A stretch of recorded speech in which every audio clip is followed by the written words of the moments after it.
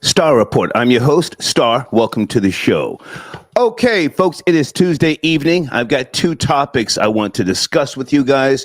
You see the title, Alec Baldwin slaps fire out of black woman at NYC coffee shop.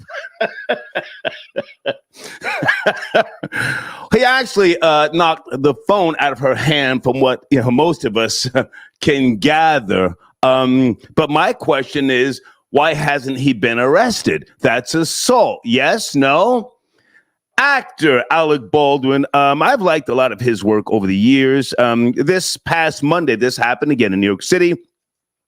The black woman, her ex account, formerly known as Twitter, goes by the name Crackhead Barney and Friends. And you can see her heckling Alec Baldwin in the video because she filmed him, and he was by himself. Not that he couldn't be, but she was heckling him. That's not against the law. She was trying to get him to say free Palestine. He would not. And then she started asking him, why aren't you in jail for killing that woman? Talking about, the on-set debacle that happened, a couple of years back. Anyway, so he got fed up with her and pow! Struck her. That's assault. Now, that is the trending topic, so I'm going to put that in my the top of my show for right now. However, the showrunner, I want to take our time with this, and I may switch the title up a little bit later, okay? Are blacks a permanent underclass in America? But that's a little too long to put in there. And I'm using the term blacks, even though, you and I both know that race is a social construct. However, and I want to point right to someone who most of you should know, a brilliant man, Dr. Claude Anderson. He spoke about this reality and he predicted it. He pinpointed 2015, where blacks in America would be a permanent underclass. And he is one of the leading minds, I would say, a sociologist, economist, and a distinguished author. And he spoke about this in his 3-part series of books. One of the more notable books that you guys should know about is Powernomics, okay? So he has spoken about this, written about this. He's a world traveler. I've got his bio right here. He's a former Secretary of Commerce under the Jimmy Carter administration, also the president of Powernomics Corporation and the Harvest Institute Incorporated. And he, again, a brilliant man. I want to ask you guys something before we dive into this. With all due respect, did Tariq Nasheed borrow from Dr. Claude Anderson with regards to the FBA, Foundational Black Americans movement? And if he did, that's fine. I got a lot of respect for Tariq. You've heard me say he does great research, and I like his execution, and I love his troll game. But to my knowledge, Dr. Claude Anderson was the first in modern times, going back to the 70s, to speak about native blacks.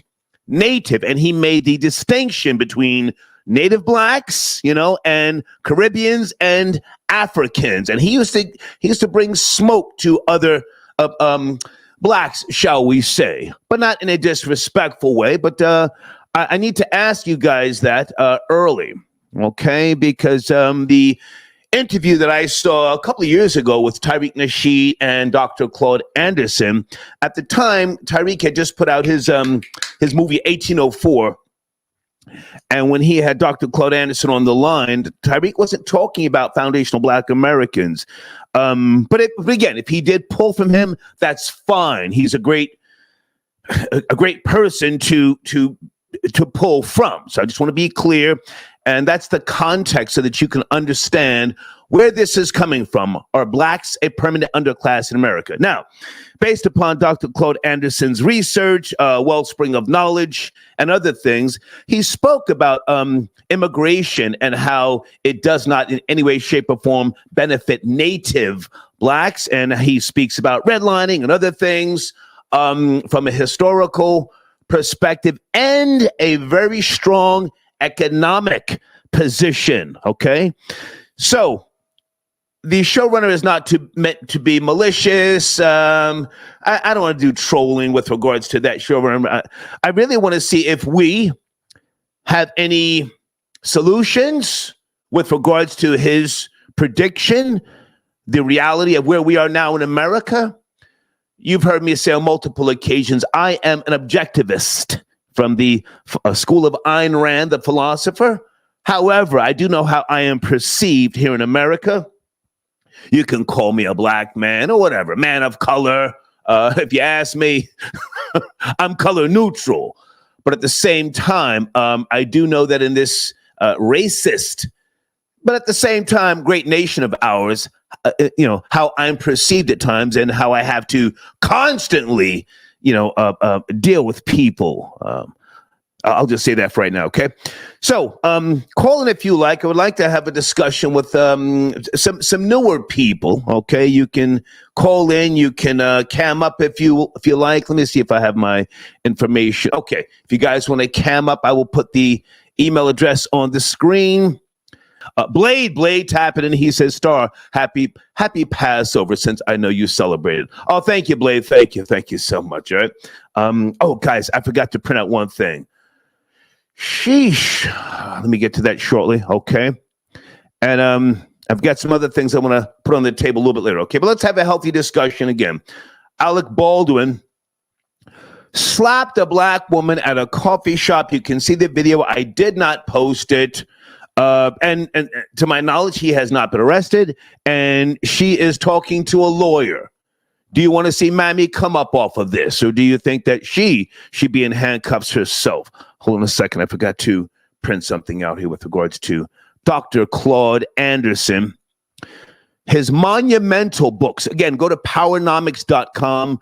And the 3-book solutions pack, if I didn't mention it, okay, Black Labor, White Wealth, okay, a Black History Reader, okay, and Powernomics, of course, which most of you should know about, all right? That's what we're going to be discussing this evening.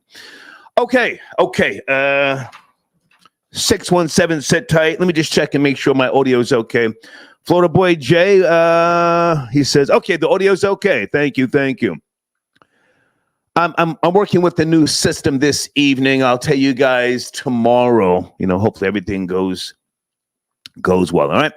Okay, it's bringing area code 617. Good evening. Alex Baldwin smacked fire out of that black woman. Or was she a mammy doing too much? Are you there? 617? Yeah, I'm here. How are you? Good evening. I'm doing good. What's going on, Star? A couple years ago, like 15 years ago, I had saw him walking down the street in Manhattan and tried to get a picture with him. And he was like, hell no. Like, his vibes is kind of racist. Now, it's giving. I feel like some of these people, they be doing too much. Mm-hmm. Her going in there, yelling and creating that scene. Mm-hmm. Mind you, he's just trying to be discreet as it is. You know what I mean? I don't really see anything wrong with it. She kind of got a little too close. Yeah. But I do think that she can get some. I do think that she can get a little bit of paper, but for the most part, I think he should have slapped her. You know what I mean? She was doing too much. Wait a minute. Whoa. Are you a woman of color? Who am I speaking to? Yes, I am. Come on. That's crazy. Come on. It's crazy. I'm not even a celebrity. You feel me? And I get annoyed, by certain people when I'm working in the clubs, wherever I'm at. Okay. Too much. I need my space. I needed my 6 feet before COVID. I just need it.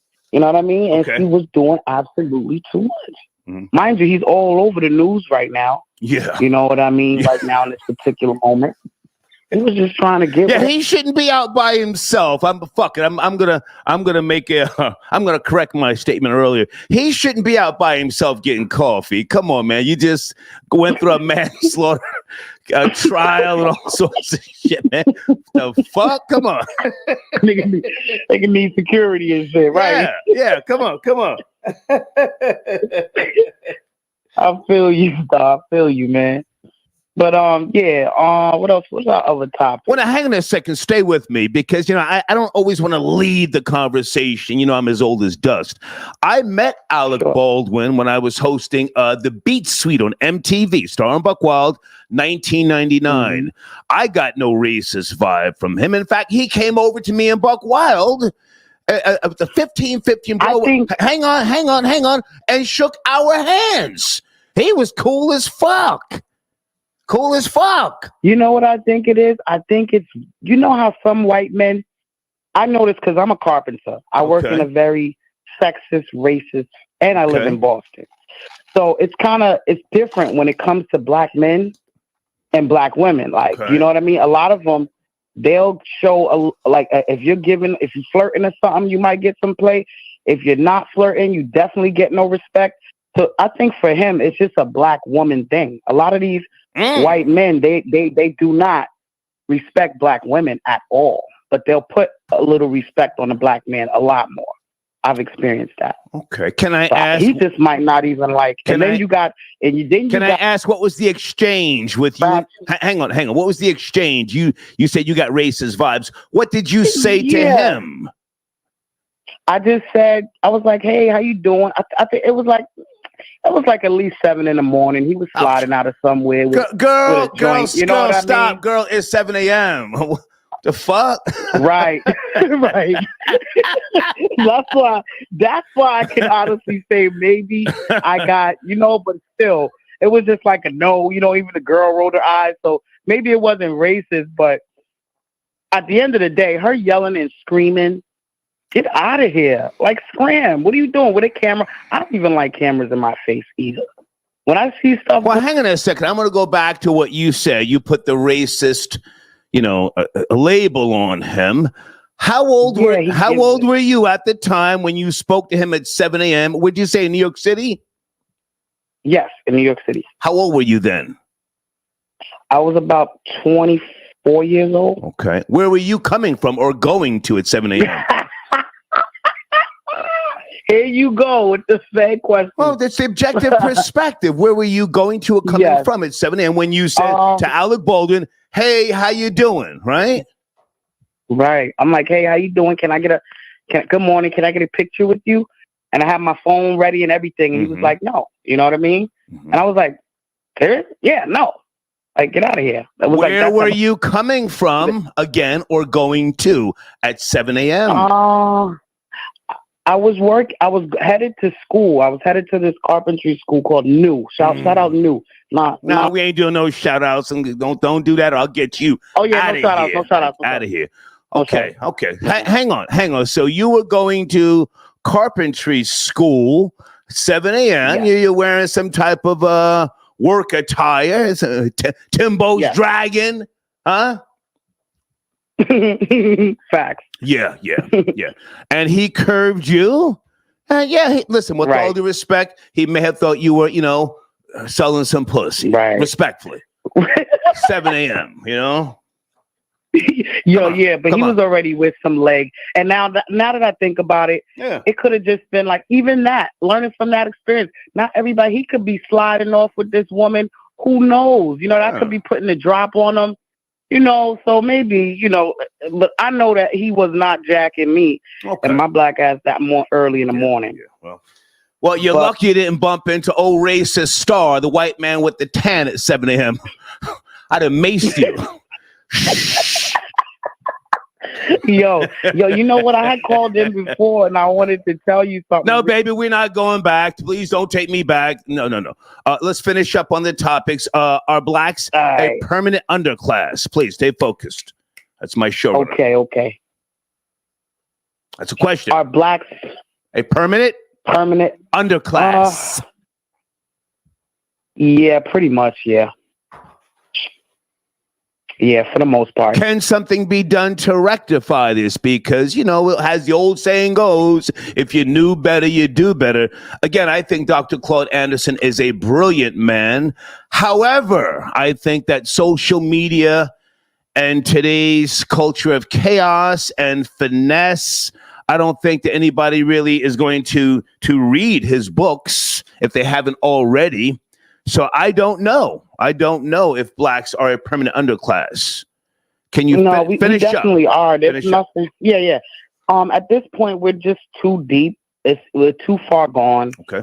I don't even hang it with any of my peers. I can't sit around them. Okay. A lot of them. I kind of relate more to younger people or people of other races. They seem to tend to feel more, I don't know, sorry or whatever, or more understanding of the condition that we're in this world today. Okay. But as far as us, no. Okay. You can't even get Black Americans to do a susu, man. Okay. I thank you for the call, darling. Come together for night. Thank you. All right. Thank you. That's a good first call. All right. Alec Baldwin, huh? Did he just get tired of Mammy? There's an art to verbally jousting with mammies. You know this. You've heard me say this. You can't give in to her. If you lose it, she won. There's an art to dealing with Karen. You have to empower Karen early. You have to stop her before she cries. Oh, Karen's a fucking actress. You have to stop her and say, you know what? You're right. No. Hey, you're right. You have to do the reverse passive aggression, but that's Karen. Hang on a second, guys. Mike, I got your donation. Are you tapping in, sir? Are you tapping in? He says FBA has not progressed since civil rights jokes. Okay. Mike, are you familiar with Dr. Claude Anderson? That's my question to you, sir. A brilliant man. I've got, more information on him for those who are not familiar with him. His legacy, he's still alive. His 87 years of age. Actually, no. That was as of 2022. So he's almost 90 now. Born in 1935, birthplace, North Carolina. Okay. He's got a wife, or I don't know if his wife is still alive, one son. He's a Christian. And over the decades, he has changed his position on a few things, as you're supposed to. Society changes. Somebody can say the same thing about Star. Oh, Star, you used to say this in 2002. Yeah, well, society has changed. I have to, consider new things. Are blacks a permanent underclass? There are some things that bother me about, quote unquote, the black diaspora at this point in time. One of those things is linguistics and English. I will go to my fucking grave, knowing that the things that I learned in public schools and private schools are the best way they were the best way for me to interact with the dominant society. And let me just say this, I'm really, really bothered by a lot of the tether. I'm using one of your words, tether platforms that promote ebonics. I'm not going to say their names, but it's like, God damn, if you don't know what a fucking pronoun is, or if you don't know when to capitalize somebody's goddamn name, I'm like, what? Where do you think you're going in life? And stop saying, oh, well, no, it's so easy. I was busy. Our blacks are permanent underclass. Hey, Janelle, I got your donation. Thank you for tapping in. Jeffrey says capitalism needs a permanent underclass. Okay. You might be right. D, not nice. I got your donation. He says, go New York, go. Oh, you mean the Knicks or the Mets, sir?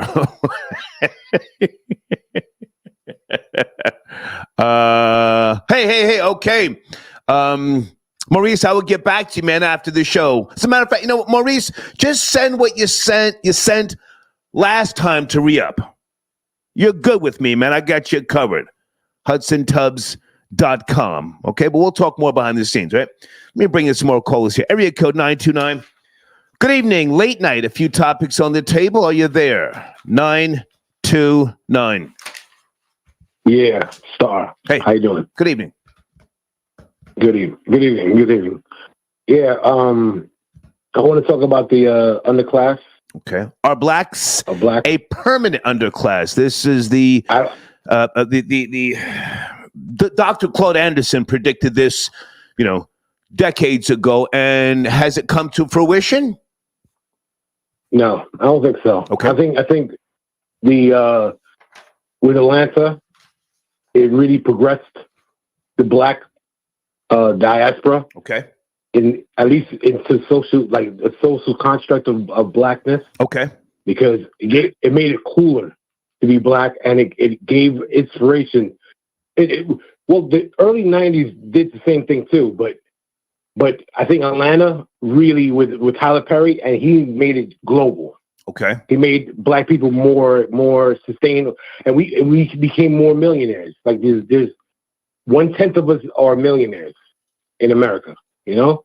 So it's I think we've gone very, very far from Martin Luther King with the civil rights. They the old caller said. I think we surpassed it, and we're only getting stronger. And I think that's why they're taking the migrants, and they bring the migrants here because they need a new lower class. Okay. And I think that's the reason why they let all the migrants in, because they need that new lower class, because the lower class now is becoming middle class, and there's no really lower class anymore. And Democrats need the vote. You know what I mean? And more black people are starting to become Republicans. Okay, I'm hearing you out. I'm not saying you're wrong. I want to have a conversation. I mean, I'm not the sharpest knife in the drawer, but when you say we, how old are you, and are you in the Atlanta metro area? You made reference to Atlanta. I'm from New York. Okay. I'm New York. Okay. I'm 40. Have you visited Atlanta any time in the last decade? I haven't been to Atlanta, no. But my cousin lives there right now, and he told me that it's like flourishing, and a lot of black entrepreneurs and a lot of black millionaires. Okay. Let's have a conversation. Again, I'm not trying to act like I know everything. I've been going to Atlanta since the late 80s, music industry, conventions, yada, yada, yada. As you may or may not know, I moved down there in 2019 at the request of a radio corporation, and they paid my rent for a year. And I'm glad I got the hell out of there. I don't think I will ever live in the Atlanta metro area. And I was living in Woodstock. There's nothing that can bring me back there unless it's like a huge payday. I think the crime is through the roof. A caller called in a couple of weeks ago and said that it is the capital of finesse. I totally agree. They're building a cop city in South Atlanta, that $90 million a big police training facility. I mean, on the outskirts, it would seem like a beautiful thing. But to live there, it's dangerous, if you ask me. But again, we're just having a conversation. Go ahead, continue. But I heard that the people from Atlanta are moving to Houston, or to Florida. Anyway, they try to move out of there because of the crime and the discrepancies of the police force. Because it's mostly black down there, so it's like the police force is like on their necks. And you can't scream racism because they're black. You know what I mean? I mean, I'm hearing you out. At first you said it was the go-to place, but now you're saying people are moving. To Houston. I said. Well, I'm saying because of the crime, so they're trying to diversify and go to another place. Okay. But Atlanta, it made America. It became the new place. Yeah. because we publicize like Black Hollywood epicenter for young black entrepreneurs. Yeah, I'll agree with that. But let me just say this, because I've spent time in Houston going back to the early 90s. You can't take all that goofy shit down to Houston. They will deal with you differently down there. I mean, that sounds hot. Yeah, I'm moving to Houston. Yeah, well, you can go down there and you'll fucking disappear. I mean, they don't welcome people from New York and New Jersey and even Atlanta going down here with the bullshit. But I'll let you finish up. Go ahead. Right. Go ahead. You're right. That's about it. I mean, we have progressed a lot. Okay. I know the rhetoric from our community is that we're stagnant and we're not uniformed or any of that. We are. Okay. It's just that it's self-deprecating nature that we have when we tell our kids, oh, it doesn't matter what that you go so far because it's a white man's world. Right, and that's okay. the crux of our society. Okay. And I think that should be changed, you know? Okay. But we're still progressing. We're still having like major movements, and I'm actually proud to be black, you know. So I got to cut you short because you keep saying we, our, and I'm not French. I'm not with all that we said. But thank you, man. Thank you. Sheesh, oui, monsieur. No. Guys on the screen, www.hudsontubs.com. Bathtub reglazing, commode restoration, anything in a bathroom that you're trying to upgrade or make unique. If it's for your own home or some type of Airbnb, go to that platform and tell Maurice I sent you, okay? Hey, Jesse, I got your donation. Thank you for tapping in. Hold on a second. Jesse says, the world will be black, brown. We're superior. I'm so glad you brought that up, Jesse. I've got an article here from Business Insider, May the 3rd, 2018. It says America will only remain majority white if blacks remain an underclass. It goes into detail, and this is some really good research that was put together here. Given the number of Hispanic Americans who already identify as white, and the demographics' rising rate of intermarriage, it seems quite likely that a large portion of that population will be seen as white by 2044. So that sounds great. It sounds great, you know, the tanning of America. But you're going to have people that, phenotypically may be, colored. I'll just say that. But they want to live the white ideal. You're not going to have any type of coalition with whether it be native blacks or foundational black Americans or ADOS. Oh, something else I want to put on the table here before I forget. So, my focus is more so, I guess, if you will, on, as Dr. Claude Anderson referred to, going back to the 70s, native blacks. In more current times, Tariq Nasheed says foundational black Americans. And guys, correct me if I'm wrong. If anybody is a history major, Dr. Claude Anderson may have been the first to distinguish in his research and in his books and manuscripts, the difference between being Caribbean black, African American, and again, native blacks. Because prior to him, you had Marcus Garvey and others, the great grifter Marcus Garvey, who never went to Africa. You know that story already. So again, the showrunner. Hold on a second. It's based upon what Dr. Claude Anderson predicted for 2015. Thank you for your donation, Jesse. Okay. Let me go to area code 646. Good evening, late night. We're having a discussion about two topics. Are you there? 6. Yes, so can you hear me? How are you, sir? I'm good, man. I'm good. I like let me just say first of all, man, you one of the only people I know that's actually talking about life. I love your show. Thank you, man. Thank you. Black people, man. This is a question I ask people when they come to me, right? Especially a lot of young black people. I ask them, I'll be like, yo, let me ask you something. You ever pissed in a project staircase or a project elevator? And they be like, yeah, hell yeah, all the time. I'll be like, all right, let me ask you something. Have you ever pissed in a hotel lobby or elevator? And they always be like, nah. And I'd be like, yo, my nigga, what's the difference? Right. What's the difference between the hotel lobby and the project lobby?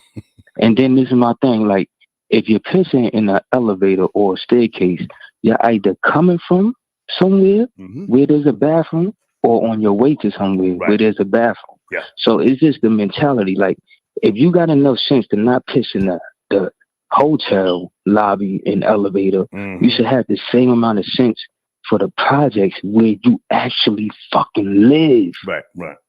Right? Yeah. So the reason why we're gonna remain at the bottom is because we want to remain here as a whole. The minute somebody climbs up or make it something of themselves, everybody else at the bottom is shaming them for it.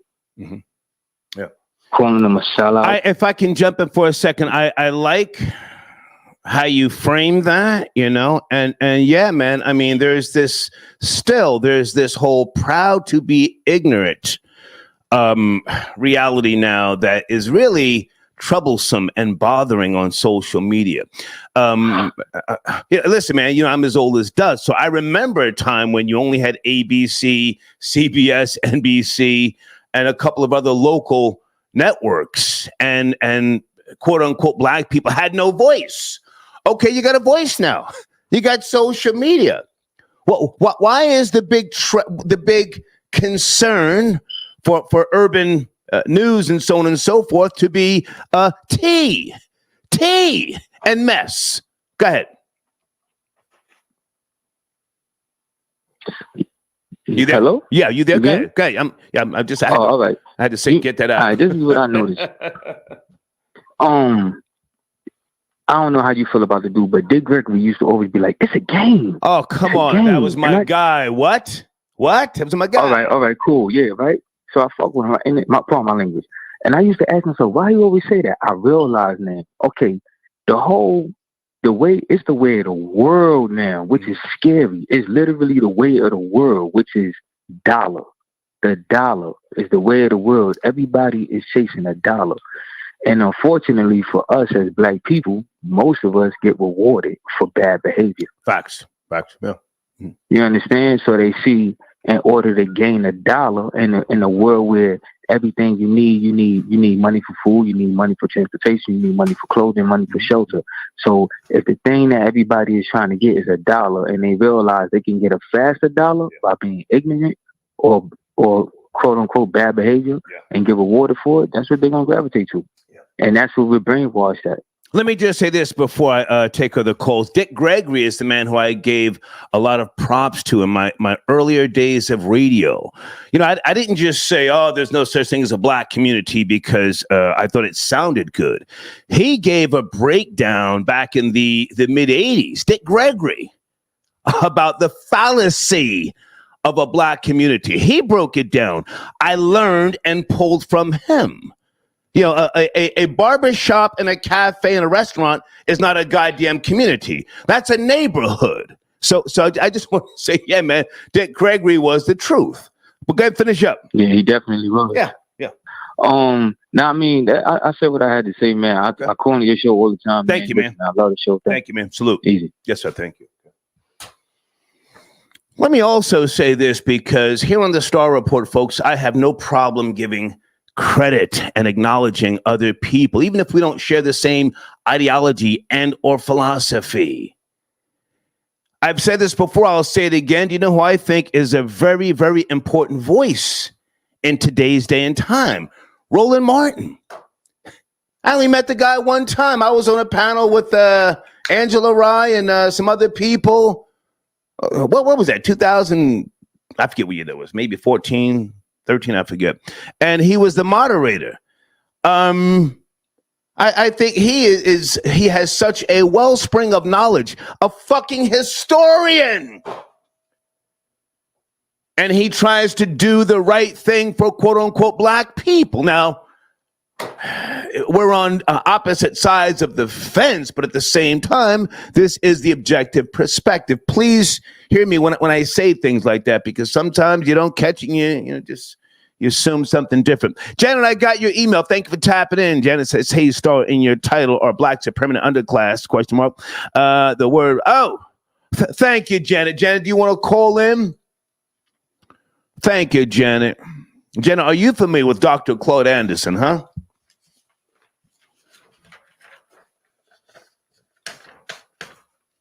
Hey, Penelope, I got your donation. So why do you always take shots at Marcus Garvey? Hey, Penelope, you sent in a nice donation. Thank you, darling. Well, listen, I have no problem, pointing out what I perceive to be the early stages of black grifters. He was slick, huh?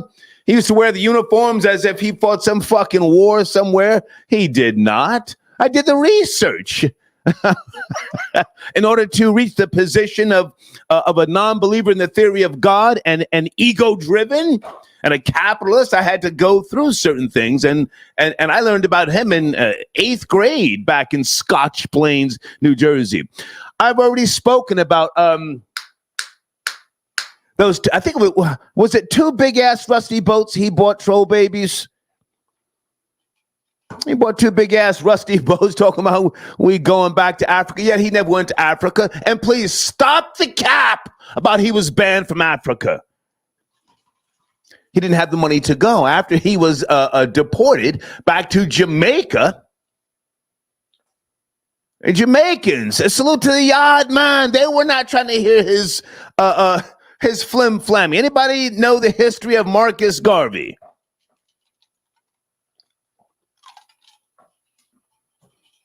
They treated him like pure shit. The kids were throwing rocks at him when he was walking up the street. He had to get out of Jamaica.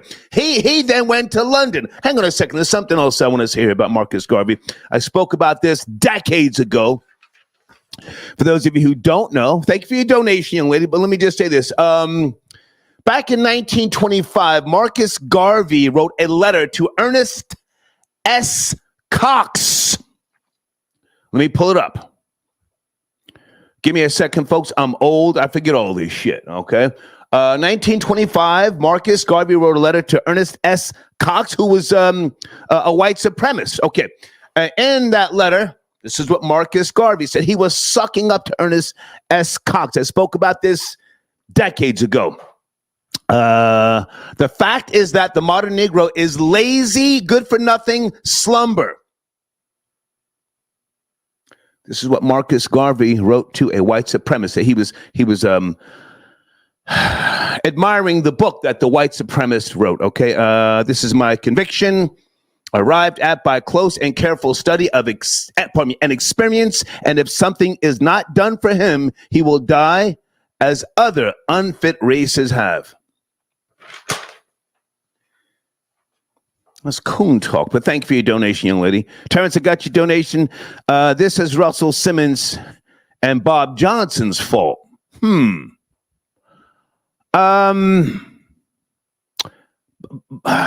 Bob Johnson, to my recollection, I forget when he sold BET to Viacom. He left people in place. Like, was it Deborah Lee, who he was having an affair with going back to the 80s? She's a fucking Jezebel, her husband left her a year after she started working at BET. She started fucking Bob Johnson. So I don't know about Bob Johnson being at fault, but Russell Simmons, along with Rick Rubin, sold 50% of Def Jam to Columbia back in the days. I already asked Russell Simmons about that. But thank you for your donation. Let's go to area code 281. Good evening, late night, 281, 2 topics on the table. Are you there? 281. In 5. Yo. Yes, sir. 4. Hey, man, first time calling in. Okay. This is Andre from Houston, Texas. Sorry, I watch you all the time. How are you, sir? And I I donated tonight 'cause I want you to get on my ass, by the way. But listen, Thank you, sir. man, the conversation is great. Thank you, man. My perspective is it's a little more complex than what we're saying because You're right. we got to deal with. You're right. We got to deal with the aspects of the boule, the upper class blacks, Yeah, and then the regular black people who are really trying hard, working hard every day to make it. Going in on the P. Diddy situation, that's very relevant. The shit is all over the place, man. But at the end of the day, I just want to say that I don't know, man. This shit is so crazy. It's like when we get a foot up, right? We making progress, but then the whole fucking country is on the verge of being. Sir, can I ask you to watch the profanity? You're doing good, but you're dropping a little too much profanity. I'm sorry. A little too much. I'm sorry. I'm on some Tito's and cranberry too. Okay, as you should be. Yeah. You worked hard today. Go on and get your sip on, but just pull back on the profanity. Go ahead. Yeah, absolutely. But you know, this thing we this like Rome about to fall, and now all this stuff has been exposed. You know, they talking about considering reparations, not the all over the place. I'm on my phone. Okay. Anyway, at the end of this society falling, now we getting the opportunity to get a break. But at the same time, we're not going nowhere. Does that make sense? What you're saying makes a lot of sense. And, you know, again, I want to give Dr. Claude Anderson the props for that showrunner, you know? Yeah. Power Economics. Yeah. I read his book over a decade ago. And also, if I can just say this, in his other books, Black Labor, White Wealth, a Black History Reader. So he has given not just framework, but he has laid out a pathway to enlightenment of sorts. And I scanned his books back in the days, but, you know, I was already a staunch, going back to the mid-'80s, objectivist. So what he was talking, even though I could appreciate it, it wasn't my direction in life. But he's a brilliant man again. So let's talk about, is there any solutions of sorts with regards to not becoming a permanent underclass, if you feel that Black people are? Man, absolutely. I think the solution going. Your phone's going out, sir. Your phone's going in and out, in and out. Because again, going back to the boule aspect with the Oprahs, we got people with money. Why is it they can't trickle down all that economics theory, trickle down to us? It's like they've been told you can't funnel and help your people out, in my perspective. Okay. I want you to finish it up. I want you to finish it up. Go ahead. Say again? I want you to take your time and finish up. I want to give you the last word here. You know. Yeah. So I'm trying to make the connection. There's absolutely no reason that we can't be further along than we are now, because we have people that are in position to help finance our own endeavors, from the entertainment industries to doctors, whoever. So we gotta ask ourselves that question: why we are not there? And on top of that, they bring other people in to this country now at this particular time. Oh yeah.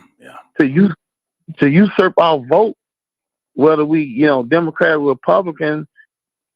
It's very complex. It's not. I got you, sir. I know what you're trying to say. I appreciate you. And listen, let me let you get back to that Tito's, man. I appreciate your support. Austin, Texas made, baby. Yes, sir. Okay. Already. Okay. That man spent Skrill up in here. Goddamn. Folks, go to powernomics.com. I urge you to. For those of you who are readers, everybody is not a reader. You know, everybody doesn't have to, hold on a second, care about what I'm saying, but, powernomics.com, so you can get an understanding of where that showrunner came from. Are blacks a permanent underclass? Oh, man, I forgot to put at the top of the live chat. Jesus Christ. Give me a second, folks. I keep forgetting to do this. Hold on. The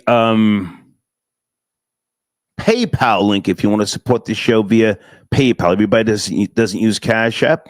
And please hit the like button. That's very, very important, because I may switch the title to Are Blacks a Permanent Underclass for the show title, and that's not trending. The Alec Baldwin slaps fire out of a black woman, that's trending. Hold on a second. Give me a second. I'm doing a lot right now. Okay, here you go. Hey, Janine, I got your donation. Thank you so much, young lady. Was that you, Janine? Somebody tried to call me through Instagram. I would never accept a phone call from via Instagram. Send an email, young lady. You doing no goddamn phone calls through Instagram. Maurice, I got your donation, man. Thank you. Salute. Okay. HudsonTubs.com. I got you, homie. Terrence, I got your donation. Okay. Let me go to area code 917. Good evening. Are you there? Yeah, good evening. How you going to start? Hey, man, how are you? Where do you want to start, sir? I'm good, sir. How about yourself? Good. So you brought up a very interesting point. We're referring to just white people. Your phone's going in and out. Can you make the adjustment so we don't lose you? Your phone's going in and out. Sorry. I'm coming outside. Go ahead. Can you hear me now? There you go. Yeah. Yes. So to answer your question, I think we've kind of gotten to the point in our society where black and white isn't just skin color anymore. It's more along the lines of, I guess, ideology and the upholding of the current white establishment. Yeah. And what I've noticed, especially with some of the entertainment and like the low frequency and low vibrational information that's being put out there, it's just going to pretty much cross all borders. You got people in Poland that are pretty much singing rap songs and identifying with, I guess, the Black American urban community more than their own natural heritage. Mm-hmm. So those kind of people, they're just being filtered out and they're being categorized. And those that are pretty much, those people who are pretty much prescribing to that particular lifestyle are going to be the new underclass if this world actually goes into a particular one world government. Not to kind of, get ahead of myself, but it's almost as if like everything that's been going on nowadays is almost forcing like a herd mentality type of lifestyle when it comes to people. Yeah. Because, strangely enough, you got women in Japan that have full on like Atlanta, Georgia women accent, talking about. Oh, my God. You hit the nail on the head. Hang on a second. Where are you located? Oh, I live in Florida. Isn't it disgusting to hear girls up in the north try to talk like they're from Atlanta? The fuck? Isn't that disgusting? Yeah. And if we're talking about, it's ridiculous. You got middle-aged white women from Wisconsin talking about it's giving. Ma'am, what are you talking about? Giving. Right. You know what I'm saying? But you were asking about a solution, and the only way that I think that foundational Black Americans or ADOS or whatever category you fall into, the only way for that group of people to actually somewhat succeed or at least find some type of homeostasis is to keep their mouth shut, and that's just pretty much it. I've always felt that the problem with our community, or not our community, but the problem with Please be careful with our and we, sir, because I'm trying to separate. To be honest with you, and I understand. I respect that, but the problem is that we live in a fishbowl culture. Everything that we put out is for sale. Yeah. Our lingo, our lifestyle, everything is all on Front Street. Yeah. And what you think that being popular is the it thing, but from a strategic standpoint, all you're doing is just opening up, avenues for people to attack you because they know everything about you. So. If I can jump in for a second, stay with me. Dr. Claude Anderson, brilliant man, again, almost 90 years of age. I'm a reader going back to the 70s. You know this already. My mother used to make me keep a little small book in my back pocket at all times. He spoke about a lot of things over the decades. And again, I want to send people to his platform, powernomics.com. He foresaw things such as immigration. He foresaw people trying to weaponize their sexuality and gaining positions against, native blacks. He used the term, again, native blacks decades ago. You guys are now saying FBA, and that's great. But I'm not sure, man. I mean, I don't know. I mean, I try to see the glass as halfway full as opposed to halfway empty, but, he hit it on the head, man, with regards to blacks becoming a permanent underclass. And with this whole global economy, not just immigrants or illegals coming here, but, the goddamn global economy and wars that are going on. I mean, what is the outcome, if you will, for, native blacks? And to be honest, I don't want to say. I don't know. It's probably going to head in the direction of the former or current Native Americans, where the population just dwindles down into the single digits. And, if you want any form of reparations, you have to move to a certain location. And, then, I mean, to be honest, there's a movie that came out with Scorsese called Killing of the Yes, I saw that film. Hang on a second before you go in that direction. Yeah. Can I point you to WKRN.com in case you don't know? Nashville, Tennessee. Tennessee is set to prevent local governments from studying and dispersing reparations. Tennessee. The General Assembly is nearing passage of a bill preventing governments from studying and dispersing reparations. You have the last word. Yeah. I mean, I don't doubt it. I mean, any form of reparations that come from these small southern states would totally bankrupt them, because there's still a large majority of descendants of American slaves there. So it'll definitely disrupt the power dynamic. But that movie, the reason why I say if anybody hasn't watched it to watch it is it's a perfect microcosm of how Caucasian Americans pretty much destroy community. They learn about you, and then once they learn and got enough information on you, they intertwine their race with yours, and then from there on they just take the wealth, and that's pretty much it. I can do you one better, sir. The Honorable Elijah Muhammad said the worst devil is a black devil. All right. That's his opinion.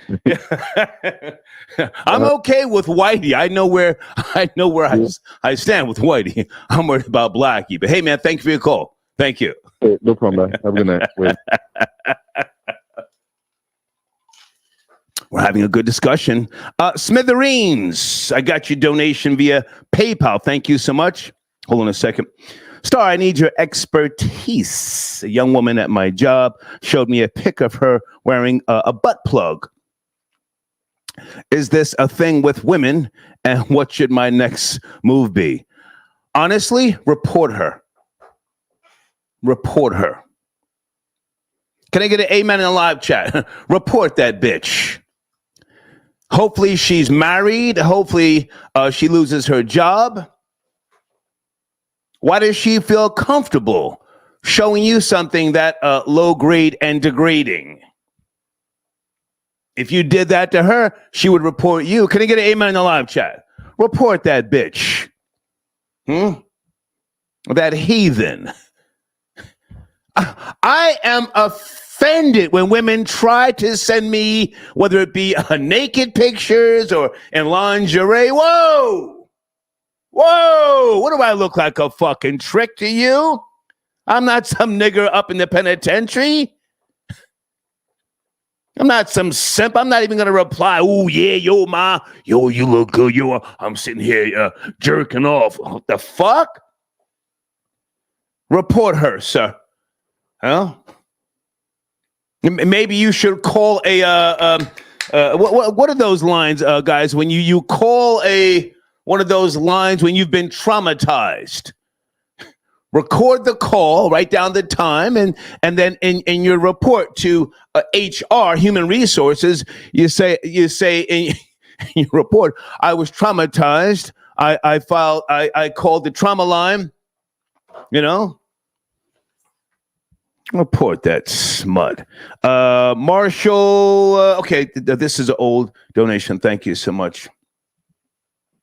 Hold on, guys. Area code 205, we're having a discussion with regards to Alec Baldwin, who smacked fire out of a black woman. Did you see it, the video? 205. Hello? Yes, sir. Oh, yes. Yes, sir. Yes, sir. Yes, I seen it. How wait? What'd you think? Actually, no, I didn't see. I just heard about it tonight from you, but I did see him. I seen I know he's on trial right now. He's getting ready to go up for, I guess, manslaughter charges or whatever. I don't know. I haven't kept up with that whole thing. Somebody got killed on this set. It's depressing. But yes, Mammy, she's a fucking Mammy. She pulled up on him, and he lost his cool. My question is, he's 66 years of age. Why hasn't he been arrested? That's assault. Come on. Yeah. Yeah, it's like a double-edged sword. He shouldn't have put his hands on her, and on her part, you got to respect people's faces now, especially after COVID and stuff, So yeah. Yeah, but I was about to say, I'm really intrigued by your show, sir. I got much respect for you. Thank you, man. And I wrote down that powernomics.com, and there's another guy. Yeah. His name is Thomas Sowell. He's in his late 80s. I know. Yeah, I know. I got a few of his books. Yeah. Mm-hmm. I'm a reader, sir. Listen, my Italian mother used to make me carry books in my back pocket. Yes, sir. I couldn't come in and out of the house unless I, had a little book. I'd have to hold it up with Arthur C. Clarke, the Hardy Boys, all sorts of shit. Yeah. So I know you're talking about. Come on. But I agree. The only way that our people are going to get ahead, I know the only way black people are going to get ahead is if we have people like Malcolm, Medgar come back. And these type of leaders, they lead by example. I was cracking up when you said the stuff about Marcus Garvey. All of the back to Africa bullshit, that shit doesn't work. But that nigga was a grifter. Sir. So many of our people don't read books now because the internet is like a double-edged sword. So many of our people don't read, period. Yeah. And I did 22 years in the Army, and I know that Germany. Thank you for your service. Thank you for your service. You're welcome, sir. Yeah.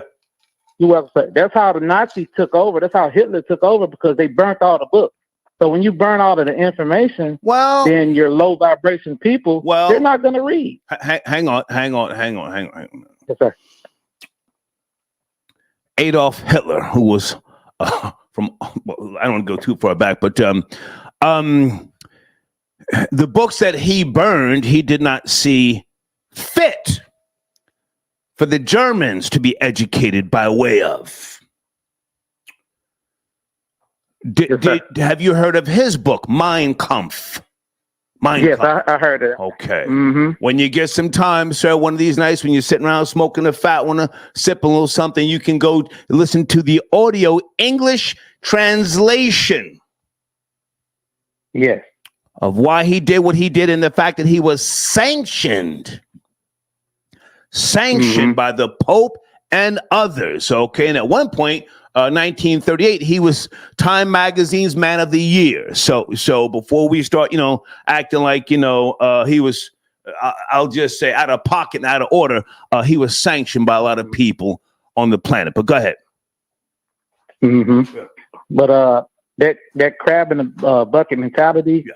I mean, the majority of black people is just, we're too intertwined with entertainment and fashion. Now, I like fashion to entertainment, but a lot of us don't think outside the box, because we have more millionaires in this country than from football, basketball, and all this other stuff. Mm-hmm. I think that like when a lot of people like Oprah, Tyler Perry, Diddy, and all these guys get to that wealth, they came from nothing and they get to that spot.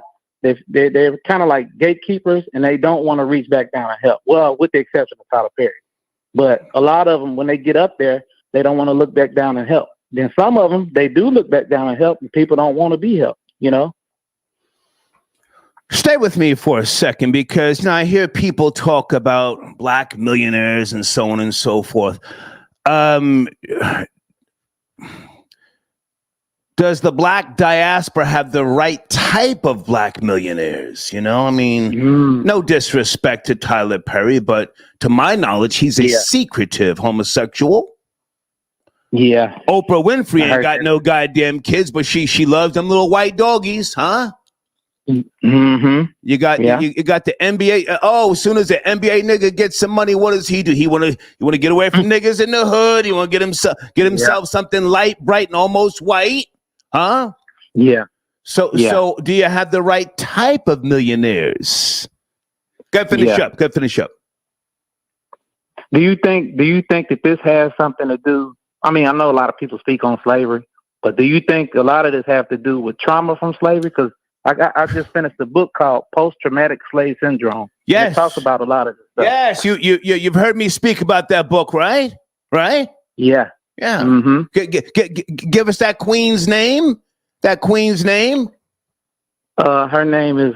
Take your time. Dr. Joy DeGroy. There you go. You're goddamn right. A lot of this has to do with post-traumatic slave syndrome. Goddamn right. And there's another lady named Shahrazad Ali. Well, listen, that's one of my few mentors. She's been on my show multiple times. Yeah. I call her Queen Shahrazad Ali, but most of you know her as Sister Shahrazad Ali. Go ahead. Yes, sir. Go ahead. No, I was just agreeing with you. That's what we need. We need in every community. We need like strong leaders, not people that's going to pimp our own people, black people out, but people like Malcolm, like Martin, like Shahrazad Ali, people that's going to teach something, but not want nothing back. Okay. That's what we need in the black community. I appreciate the call, sir. Thank you. Okay. Troll babies, how's my audio? I'm working with the new system this evening. I'll tell you about it tomorrow.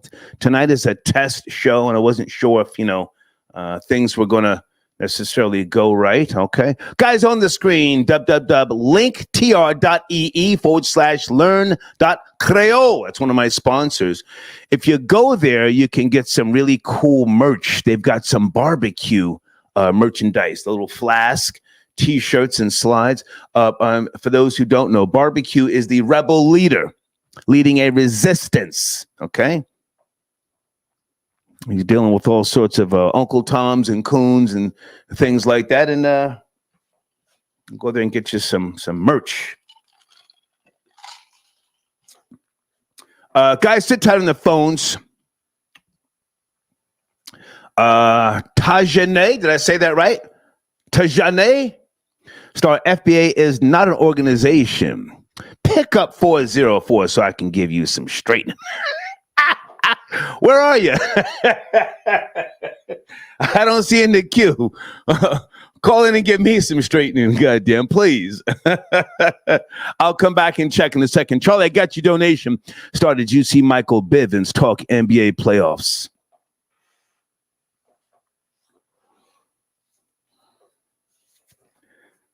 Sir, do you see my expression? Thank you for the donation, but you just made me damn near have a shiver. Michael Bivens talking. What the fuck does he know about basketball, huh?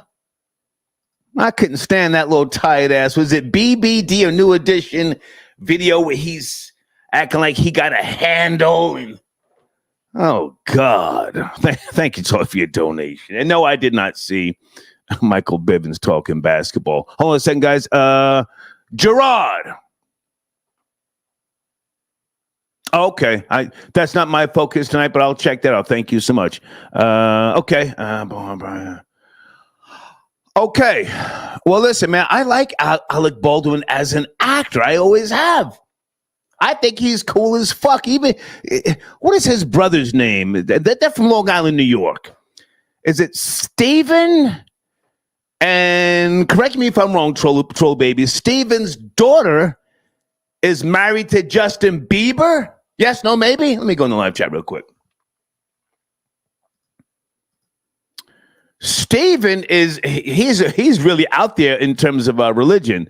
And well anyway, I'll just say thank you for the information about Alec Baldwin.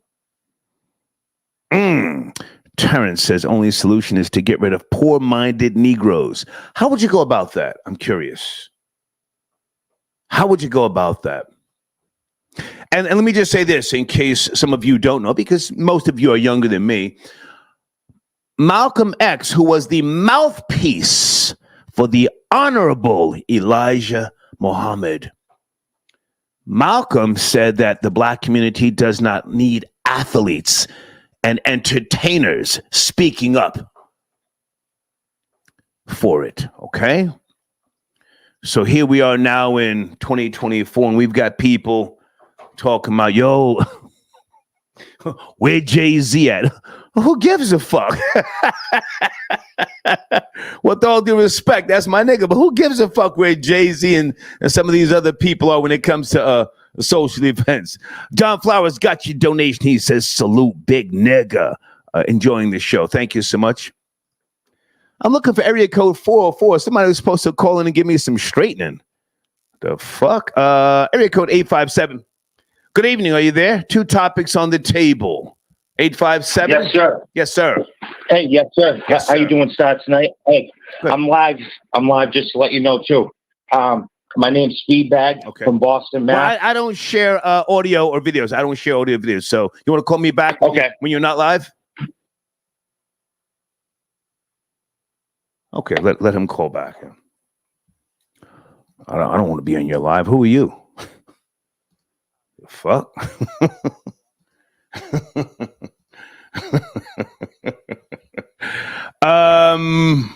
Area code. Hold on a second, guys. 678. Good evening. Are you there? It's Tuesday. We're having a discussion. Yeah, I want to touch upon. Yeah, what's up, Stars? I want to touch up on the subject of black people being the underclass, permanently being the underclass. Yes, sir. Yes, sir. I'm gonna just try to be a little brief with it. Okay. Right now, it may seem like that, but I have hope. And if it's like that right now, I'm not trying to do the gender blaming, but I kind of blame the women on this. Yeah, like historical reasons. It is because I'll say it started like going back to the 1960s. When black people was up and rising, but then the crackers infiltrated. Going to black women. Well, so I'm half cracker. Take it easy. I'm half cracker. Where you going? And you embrace that? You embrace being white? You goddamn right. I embrace half of me. Come on, let's go. And, I don't know how you can brag about having Reese's blood in you, but okay. All right, well. To each his own. Go ahead. Yeah, so, they ran, went to black women telling them they're strong and independent, and they double minority and the whole nine. Black women fell for it. And now, the mindset start changing in black women. Now they start feeling like they actually strong and independent. And honestly, I feel like that feminist thing, low key try to convince black women that they white. But long story short, that happened, along with integration, destroying the community. And, the kids start acting like, the women with their behavior. It's going to lead to the black on black killing. And, the whole thing. I mean, what you think on that? Stay with me, sir. You're on to something. You most certainly are. And I'm going to go back even further. What did you say? Something about the black woman being to blame? Yeah, like, it's just because Mammy's always to blame, sir. Hang on a second. Hang on, goddamn. Mammy's always to blame. Going back to the days of slavery. Mammy's the one who said to her husband, "You stay here. I'm going up in the big house to get a pig foot and a bottle of beer." And Mammy went up in the goddamn big house and she did what she did. We have to get past all that, the black women was being raped all the time. Mammy was giving it up willingly at the same time. Huh? Right. They was raping black men too. They was raping black men too back then. You ever see mammies today? Hang on a second. You got the right one tonight. You ever see the mammies today? You can be somewhere at Chick-fil-A. You can be fucking Bojangles. And mammy will get to smiling and bucking and clucking in the face of a Caucasian. And then look at you and do this. Huh? Right. Straight face. What you doing up in here? Yeah. So you're right. I'm just saying you're right. Mammy is to blame. Come on, man. I got time. I'm not rushing you off the line. Come on. Yeah, and then me, I got this theory that black women are some C-word lovers. I know you don't want to hear that word crack a lot. And the reason I'm not talking in terms of them being like intimate. I'm talking about them like just giving them too much credit, like having them be the one to fix their AC, or having them be the one to fix their fridge, or having them be the one to paint their house, or having them be the one to do their garden. Sir, listen, you spitting facts. Come on. How can we talk black economics? How can we talk black economics when y'all keep putting that money into them? How you keep depending on white people to fix your car, to fix this, to fix that for you? There's brothers out here that would love to do that. That would love to step up and showcase their skills. But nah, the white man ISIS colder mentality still runs deep in the black community. You're right, man. Listen, have you ever been amongst a mammy? And listen, you might be helping her do whatever. I mean, something with the kids, something in the house, and something needs to be fixed. And she'll say to you, "I need to go get somebody to fix it. You don't know what you doing." You ever have that happen? Bro, I came across a mammy at the job. I was trying to get an interview with Target. It was a mammy. As soon as I walked to the office, a mammy was just grilling me, shaking her head no. Yeah. But when it came to the white co-workers she had, she was smiling, teeth showing, and then she turned me down on the interview. She's like, "I'm sorry, I can't do it." Yeah. I'm like, "Are you serious? You don't belong up in here." That's what she's thinking. You don't belong up in here. Yeah, I came across mammies from Jersey down to Georgia. Mm-hmm. And it's still mammies out here. Yeah. Hey, man, I appreciate the call, man. Salute. You spitting facts. Salute. Salute. Yes. Where is 404 that was supposed to call in and give me some straightening? Where are you? Hold on a second now. I need some straightening.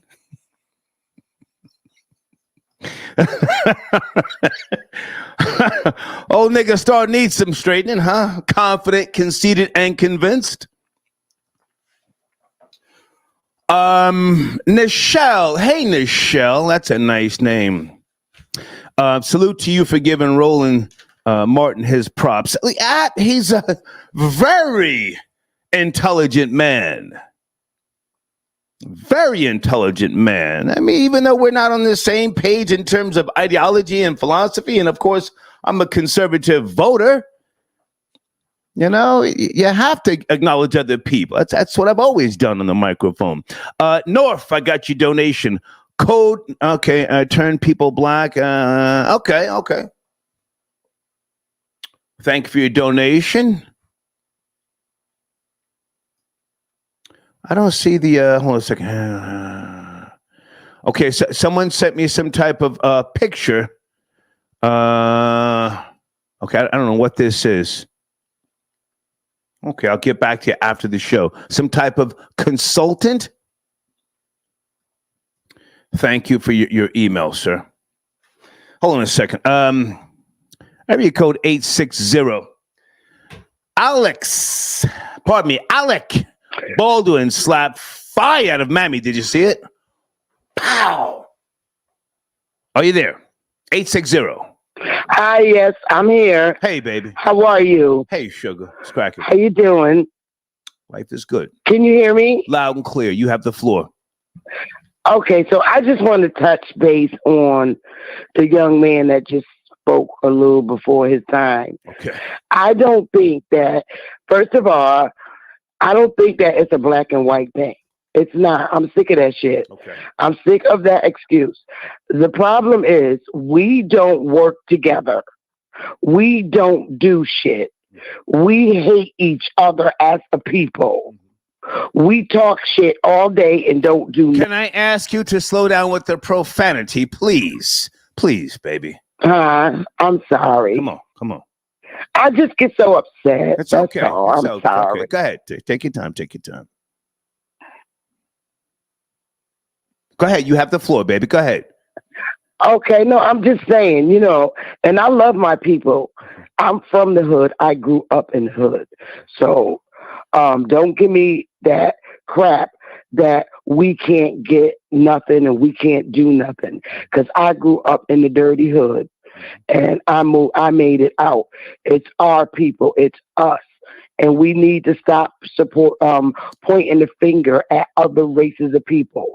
All we do is sit around and talk about other races of people and how they come over here and they're able to do things. Well, that's because we're sitting watching them coming to do it rather than, picking ourselves up from our own bootstraps like we should and work together. That it's a problem. We need to learn how to work together. We're the only race of people on the planet that don't stick together and don't do positive things together. Every time I turn around, it's always the white man did this, the white man did that, the white man this, the white man that. God damn, well, when is it ever going to be the black man won't do this, the black man should do that? I'm tired of it. I'm serious. Can I jump in? Take a breath. Take a breath because it's not white. Baby, hang on. We're talking. Oh, baby, take a breath. It sounds like you smoke Cool 100s. Take a breath. Now, can I? No, I smoke Newports, but go ahead. Okay. How old are you, baby? Let's have a conversation. How old are you? I am 57. Okay, you're from my generation. Sweet Jesus, yes. I sure am. Okay.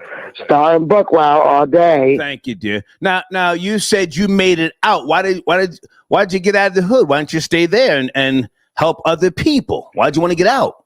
Because if I didn't, I do help now. I didn't get to answer that. I do help people now. I do help my people. But why'd you get out? I got out. You said I got out so that I could find a life. Because if I stayed in the hood, I was never. The niggas would kill you. What was available? The niggas would kill you.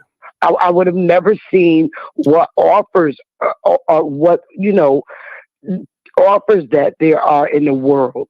I would have been stuck. It's like being stuck in the box. So you have to get out and socialize and learn.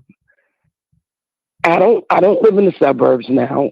I live in a diverse community, and I love where I live. I'm listening. Blaming the white guy. I'm listening. What people to do? Fix your phone, baby. Your phone's going in and out. Looking for leaders. We need to be leaders of our own homes, of our own households. Mannerism and discipline starts at home. And, it's not the white man's job to be our teachers, our educators. We need to step up and be our own leaders. And that's the problem. So get off the white man's back. Seriously. I'm keeping. Can I respond? I'm enjoying the conversation. Can I respond? Of course. Okay. Again, why do black people say I made it out? Why don't you stay there and build up others around you? Take over the building. Hang on, baby. Let me talk. Why don't you? Why don't you take over the building as the Dominicans and the Cubans do? Oh, the Cubans bring in all their people and then take over the entire fucking building. Why are you trying to get out and live amongst white people? Hang on. Why are you trying to get out, make it out, and live amongst people who don't fuck with you? Why? That's not true. I live in a diverse neighborhood. No, baby, that's true. That's true. I live in a diverse community. We have my people here. We have white people here. We have Latino people here. We have people from India all live in this community where I live. Is it gated? It's multicultural where I live. Is it gated? No, absolutely not. Okay. Absolutely not. Okay. I wish it was, but no. What are your yearly taxes? Hang on. What are your yearly taxes? Mm-hmm. Your yearly taxes. I can't hear you. You got a little muffled. What are your yearly taxes? What are my? What do you pay for taxes for the year? Taxes, property taxes. I'll pay 7. It fluctuates. Say again. I couldn't hear you. 5 and 7. Huh? Between 5 and 7. It fluctuates. 7,000 property taxes? Yes. Yeah. You're in the hood, baby. You're in the hood still. You're in the hood.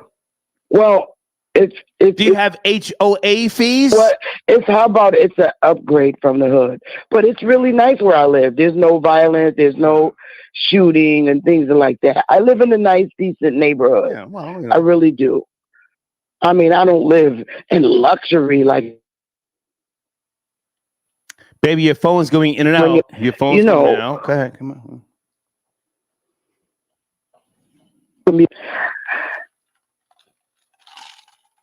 Can you hear me? So, I'm happy here. Okay. Yes. All right. So in your mind, you made it out. Do you go back to the projects from time to time? Oh, yes. That's home. Hood is the home, honey. Right. Hood is the home. I appreciate you, baby. But where I'm at now, I appreciate you. But Star, I did own a home. I raised my daughter. Okay. And she was like, Ma, if you ever die, don't leave me that house. I'm not going to live here. You did a great job, blah, blah, blah. So I downsized. And I didn't move further out into the suburbs. I pretty much stepped very close to where we would call the hood. But it's a decent area. You have a 30-year mortgage? You have a 30-year mortgage? No. I downgraded, hon. I now live in a townhouse. It's beautiful. You're renting? Love it. Hang on. You're renting? You said. I'm confused. Land in South Carolina. Okay. Are you renting? Yes. Huh? Hello? Here, yes, I am. Here in Connecticut, I am renting, but not in South Carolina. I have acres in South Carolina as well. Okay. I appreciate the call, baby. Thank you so much. Thank you. Mwah. All right. Bye-bye. Okay. Sound like she got a little peach snaps going on there, but that's okay. She spent some Skrilla, goddamn. Handsome Hustler 88. Caller keeps a shopping cart full of sodas, candy, frozen food, cereal, I can't read that, buddy. I can't read that. Hold on a second. Somebody was supposed to be calling from area code 404 and giving me some straightening. Where you at? Number 9 says, he sent me a text. Does that townhouse accept Section 8? Call in, Gene Richmond. Call in, big nigga. Number 9, do you know that Uzi Vert is now sexually free? That nigga's doing all sorts of popping his booty, and the nigga did the death drop. Whoo, child. Anthony, I got your donation. Thank you for tapping in. Okay. 215. Thank you for your patience. Good evening, Anthony. Are you there on a Tuesday night? Peace. What's good, Star? How are you, sir? Thank you for your patience and your support. Good. So, showrunner perfect. Are blacks a permanent underclass? Yes, sir. Hell yeah. We've been permanent class probably for the last 60 or 70 years. The thing is, it ain't no more leaders, and it ain't no more leaders to come. Okay. If you don't understand how this white man acts in America, the white man, the only color he sees is red. It ain't no black and white. Anything you get over here, you're going to get it in blood. You can move to the neighborhoods. You can buy the cars. You can buy the clothes. You can do all of that. And they still won't see you as equal. You got to get it in blood over here, Star. Okay, you got to get it in blood over here. That's the only respect you're going to get, dude. You got to get it in blood, man. Can I jump in? I don't know if I necessarily. Talk to me. I don't know if I necessarily agree with the whole white man being the issue now. You know. No, the white man is not the issue. Yeah, I mean, if I can just say this, and I'll go back to you. This nation here thrives on capitalism, and you want to live amongst people who are in your tax bracket, right? Those who have similar ideologies, not necessarily the same cultures, but it's about the money, the Skrilla, as we used to say back in the 80s. So that's yes. So I want to make sure that we point to Dr. Claude Anderson again. He predicted. That's my guy. My last name is Anderson. Okay. That's my guy. He predicted in his monumental and very necessary books that by 2015, black people will be a permanent underclass. Black labor, black labor, white wealth, a black history reader, and of course, Powernomics. So he is. And don't forget America's Dirty Little Secret. Absolutely. Don't forget that one. That's a very important one. Yeah. Come on. Yeah, that's a very important one. Actually, I bought that book probably well over 10 years ago, and it hit me. Okay. And at the end of the day, man, it's like we're in this constant conundrum. I was born in the 80s. Okay. And it's been this long, continuous, report that, blacks are this, that, and the third. That's not true. That's not true. That's not true at all. But at the end of the day, Star, I guess the point I'm trying to make overall, if we don't get it together soon, we will be a permanent underclass. That's the inevitable. That's the inevitable. The inevitable is, we will be a permanent underclass. That's a whole fact. That's a whole fact. That's a whole fact. Okay. Can I just say this here? I'm almost 60. I can't wait on you no more. And I don't blame you. I'm in the same bubble. Talk to me. I can't wait on none of these niggas. No I can't fuck around with the losing team no more. Yeah. You feel me? Yeah. I can't wait on you to get it together. But now, hang on a second. At the same time, I've already said I give a lot of credit to Tariq Nasheed, Roland Martin, highly intelligent man, Roland Martin, and a host of others. Hey, man, you've heard me talk about people like Mishi X doing the damn thing, Vicky Dillard. I pay attention. Yeah, I pay attention. Yeah, I give props where props are due. But that's the whole fact. They may not see all eye to eye, but I guess I say all that to say I collect a little bit from everybody. Whether it's the Tone Talks or Tariq Nasheed, all of them have something to contribute. Believe it or not. Whether they see eye to eye, I mean, I don't get into the mud with them. I mean, that's their own personal gripes. But they all do have something to offer. And at the end of the day, when you add it all up, when you add the conversations up, everything they all argue the same points.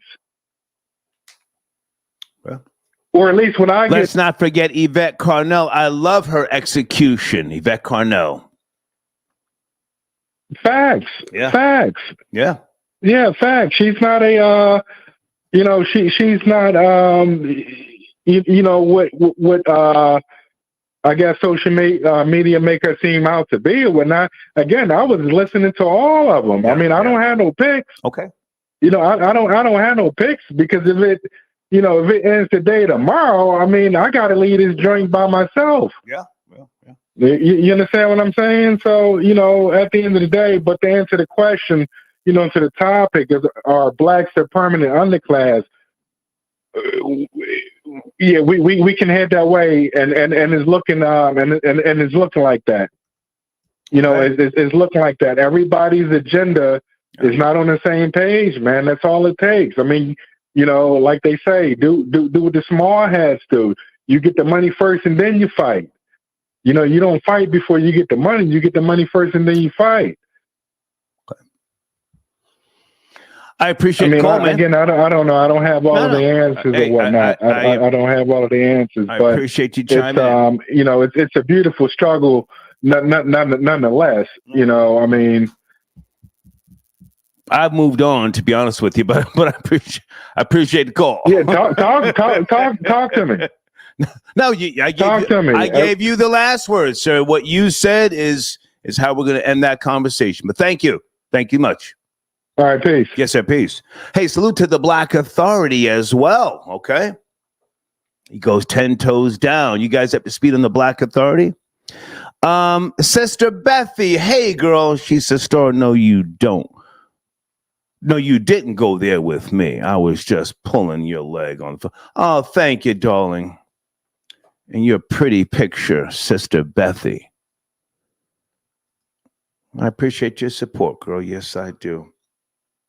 Wait a minute. Folks, we about to step it up here another notch. There he is, Gene Richmond tapping in Tuesday night. Can we start with Alec Baldwin smacking fire out of that black woman? Number 9. Well, if there isn't anything I love more is when progressive liberals turn on their own. Alec Baldwin has always been a maverick of sorts in the public eye. He's very brash. He's very outspoken and out of control when it comes to hecklers and paparazzi and things of that nature. So I didn't expect. I was surprised when Alec lost his temper. But the reality is they're turning on each other. These ultra conservatives and these lower tier radicals are here and they're eating each other alive. That's the pro-Palestine agenda, and it comes down to the pro-Zionist agenda. And now, it's either you pick a side, either you're pro-Zionist or you're pro-Palestinian. There is a genocide of sorts happening right off the shores and the regions of the West Bank, in and around that region of the West Bank, and now liberals are turning against each other because you're either for one side or you're for the other. And these liberals and progressives have to pick a side. Either you're with the Zionists or you're with the Palestinians. If I can jump in here. Okay, so you saw the video footage, yes? I saw it. Yeah. Okay. Cool. Do you think if that woman were a Karen, a Caucasian, he would have tried to reason with her of sorts, or even speak to her. I mean, he was trying to, you know, I guess ignore her for a second or two, and then he whops her. Pow! That was assault. Yes? No? It's assault. Yeah, he treated her like a lowly nigger, which I didn't expect anything else from Alec Baldwin. He treated her like a bottom-fitting, nappy head. Easy. You don't have to do all that. Take it easy. Well, yo, you don't have to go that deep. Take it easy. Yeah, I don't have to go that deep, but you could go deep. But you could go deep that way, but I don't have to go that deep. What I'm saying is Alec Baldwin has lashed out against people, whether they were white or black. He's impulsive. Yeah. He doesn't, he gets triggered by paparazzi. He gets triggered by fans. He gets triggered when his personal space is violated. And he's very outspoken, and he's a very physical kind of guy. So I think he would have done the same exact thing to some liberal Karen. I think he would have done the same thing, no different. Do you think he would have spit on the Karen?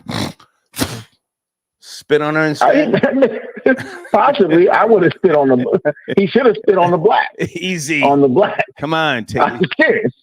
He should have spit on the black. Wouldn't you? You call them mammies, but now you tell me take it easy. I don't understand. I don't let them get to me like that. I mean, I always have a fun-filled conversation, no matter how rambunctious they get. I then play the victim. Oh, whoa, take it easy, mammy. Take it easy. Take it easy, Blackie.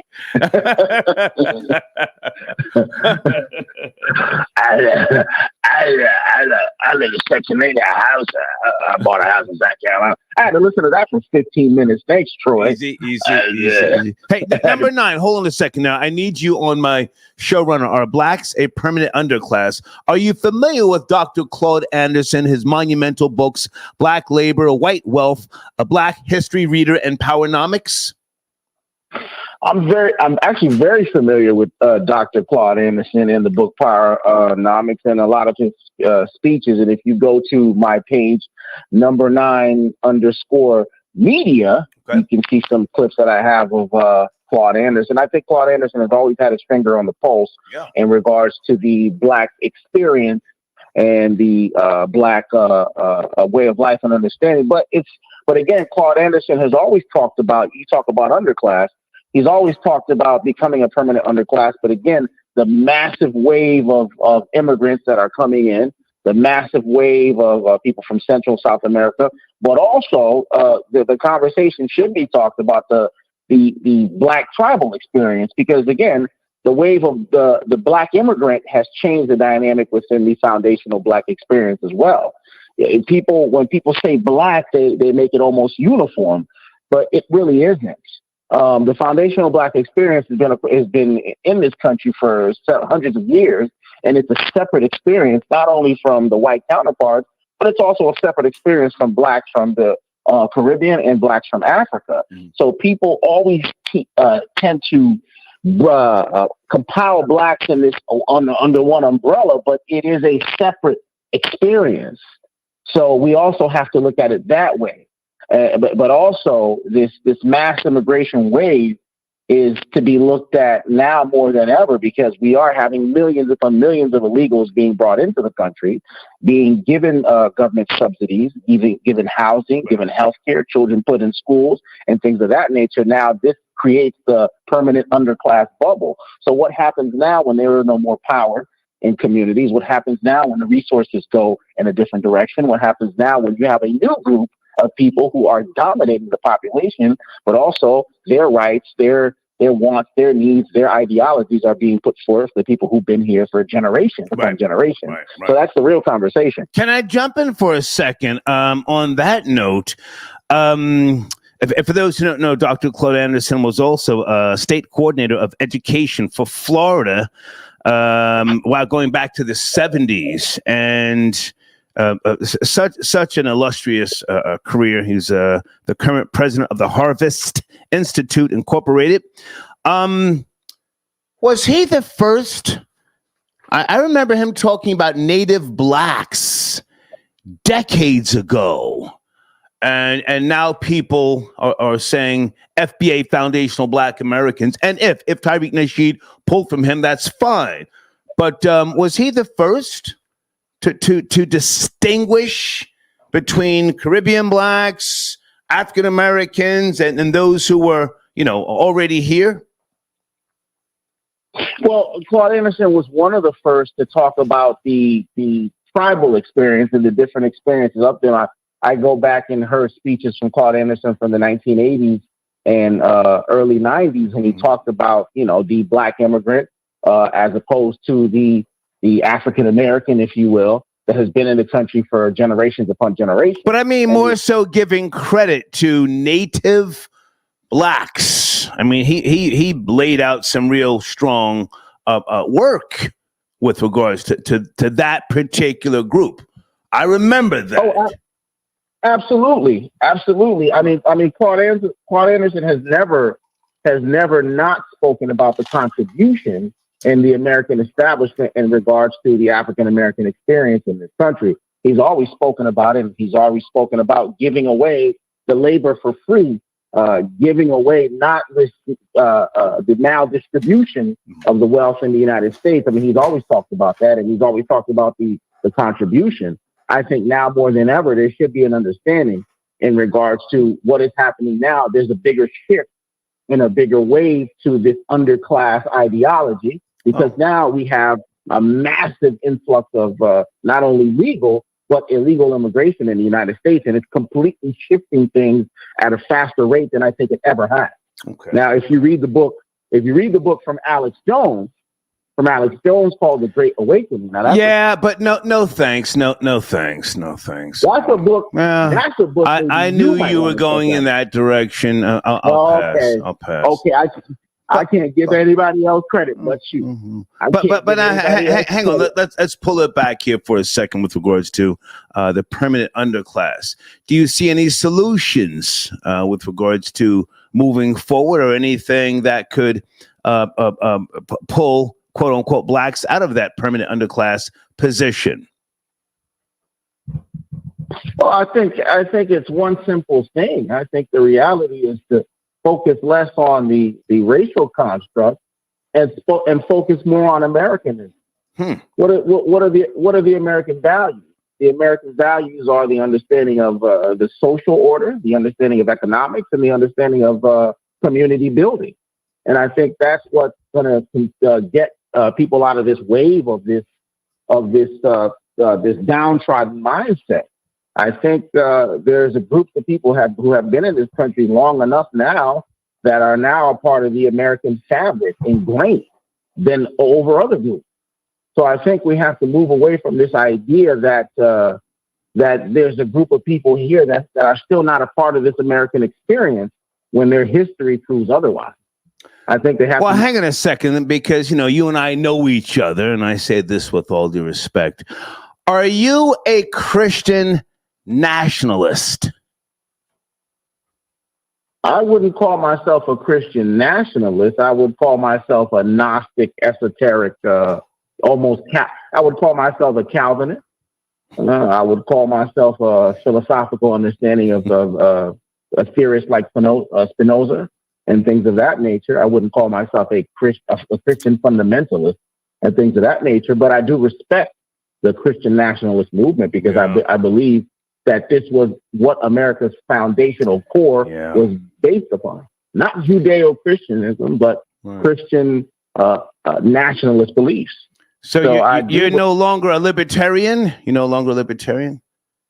I'm very much libertarian, and I gravitate towards a lot of libertarian ideas. I'm very much libertarian, but again, we can't forget. I got this nigga on the ropes, kids. Pay attention. You don't got me on the ropes. No, you don't got me on the ropes. You don't have me on the ropes. Well, you're slippery. You're slippery, and I'm not slippery. All right, listen. Hey, now listen. Never mind all that. Before you go, let's put a little bullshit on the conversation here. Did you see Uzi Vert do the death drop and Vogue at Coachella? Well, I think Uzi Vert is being a great performer. I think it's time for him to be free. I was about to say he's following your lead. He's sexually free now. I've always been a proponent of the sexual libertarian ideology. Yeah. And I think we have the freedom to express ourselves truly.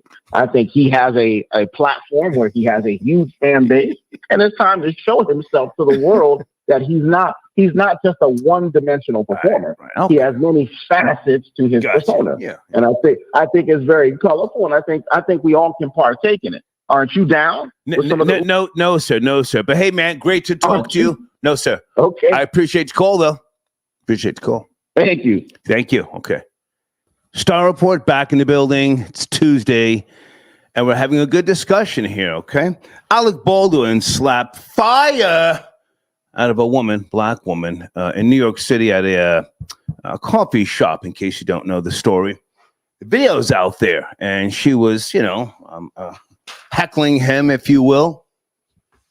I'm asking him why he wasn't in jail for manslaughter, and then she tried to get him to say free Palestine and some other things. He would not comply with her demands. And then you can see him smack the phone out of her hand. Pow! What is her name? Something Crackhead. Hold on a second. That's her actual name. Well, pardon me, the name on her X page.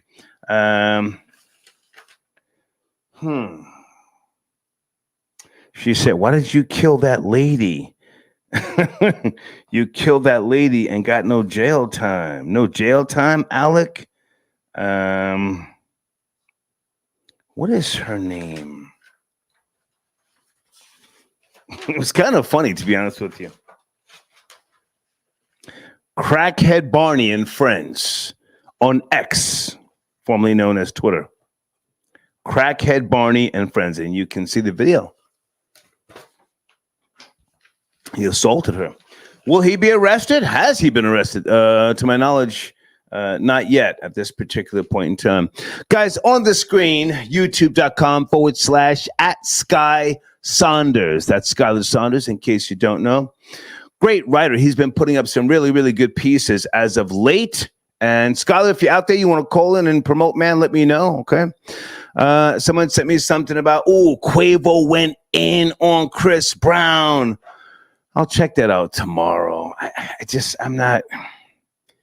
I can't say that I'm there, There's just, I have to limit my intake of rap beef, if you will.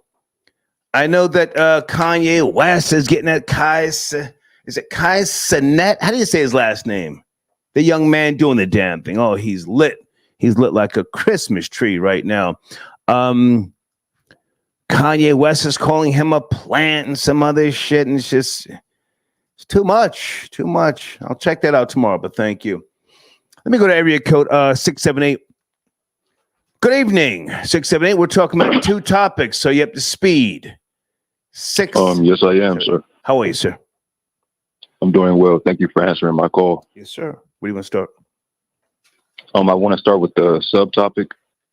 Okay. I believe that black people are going to, get themselves, quote unquote, out of the underclass. Okay. We would have to reverse engineer how we got here in the first place. The only way that we can, really fix things, we have to let that real history be known and teach it from an early point. That way the children can grow with a certain self-esteem and a certain knowledge so they can go off on a certain path. Those children would need to know it's not the fact that we haven't done anything. A lot of it was burned down. Right. A lot of it, we were ran away from a lot of our businesses. Mm-hmm. Now, I don't want to... Actually, let's get into some of those details. Come on. You have to start from the end of slavery, 1865 or 66, whatever. Start from the end of slavery and work your way to 1966. And just in those 100 years alone, the amount of times that you were tortured, lynched, raped, robbed, your fortune stolen, your recipes stolen. Mm-hmm. The amount of businesses that they would look at you while they're looking at you and they're getting jealous and running you out of town. Literally, they're threatening to grape your daughter on the way home from school, and they're threatening to grape your son on the way home from school and your wife unless you give them what they want, or they could just do it anyway and then forge your signature. Who's going to know the difference? Who's going to care? So that's what you had to live with. Okay, that's how it affects an adult. How does it affect the child that's watching? Right. It's like, then you get to the 60s, and I'm skipping so much, but I know I don't have that much time. No, take your time, because throughout my media journey, if you will, I have touched on a lot of things aside from just the obvious things that people try to reference. Black Wall Street. I mean, on my road trips, I make it a point. Yeah, I made it a point to go to the home of the intersection of the Watts riots. If you follow me on Instagram, yes, I went to Jacksonville, Florida, but where Axe Handle Saturday happened. Are you familiar with the Elaine massacre of 1919? So these are things that are they have meaning to me, but you're right. The children have to be taught about this stuff, and solutions have to come about. Yes, absolutely, yes, sir. Go ahead. Now, in that whole area, that first 100 years we were free, that has to be sealed into their minds. It has to be burned into their minds. Respectfully, it has to be programmed. They need to understand, hey, we can't do any more messing around, because those first 100 years, we weren't messing around. It was taken from you. It was burned away from you. It was stolen from you. Now, to get to the 60s, while they're sending black men to serve in Vietnam, they don't care about them, but they will send them to serve in Vietnam. They're shooting through black men to hit the Asian man, literally. And then when he comes back over here, they refuse to give him what he needs to be given. Like, besides that, in the 60s, they implanted heroin and secular music. That also needs to be forced into that child's mind. Hey, when they first brought out this type of music on a major scale, it was something that affected you poorly. James Brown talking about shake that tail feather, or shake what your mama gave you. It was real sexual in the 60s. Yeah. And then you have the heroin epidemic. Fast forward another 20 years. They dropped the BS gangster hip hop along with crack. And in both of those things, they tell you, hey, they have agents over here passing out guns and drugs. They have government operatives literally dropping off guns and drugs. I was just about to say, not to cut you short, but it's not. He can't just blame white supremacy and all this stuff, So let's. Oh no, it's not. Let's bring it up to. That's what people get messed up. Yeah. It's the government. The government's not all white. Okay, with the Marcus Garvey thing, I'm sorry. Well, no, hang on. If we can just bring it up to speed right now. So, Dr. Claude Anderson, his books, plural, have referenced, the black underclass. I'm giving him all the credit. He predicted this by 2015. What are your feelings? Are blacks a permanent underclass? If so, can they rise up from it? Because, there are other cultures, ethnicities, if you will, coming here, and they are not trying to necessarily be accepted. They're looking to be a part of the process, if you will. I absolutely believe we can get out of the underclass if we teach those children. And nowadays, I don't think people understand what grasp black culture truly has on the disenfranchised. Okay. We can get the younger generation, and I say this with all due respect, the younger generations of every culture, race, and ethnicity in this country, they have an ear for black people. And don't let them be poor and disenfranchised. Mm-hmm. We basically own them. There's no one else that cares about them. They're not going to hear anything like, I had to make it about this circumstance. No one else hypes them up like us. No one else's story fits the disenfranchised like black people. Yep. It's a bit strange, but that same thing that I really don't like. I don't like leaving the black community and seeing a whole bunch of fake wannabe black people. Okay. But that will never be black. But the fact is, that may be a key to us getting back into a good position. Okay. You might not think that Asian guy has an ear, but what can you relate on? Yeah. Probably some early 2000s hip hop song that he likes. And that's Can I ask, how old are you? Before you go, how old are you? I'm 28. Okay.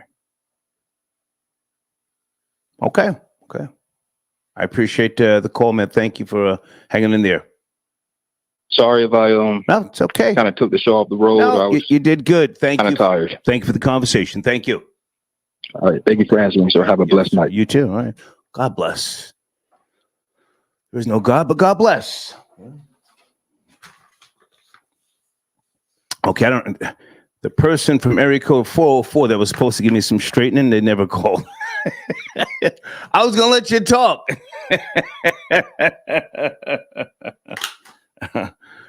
Hey Shanice, I got your Cash App. Thank you so much.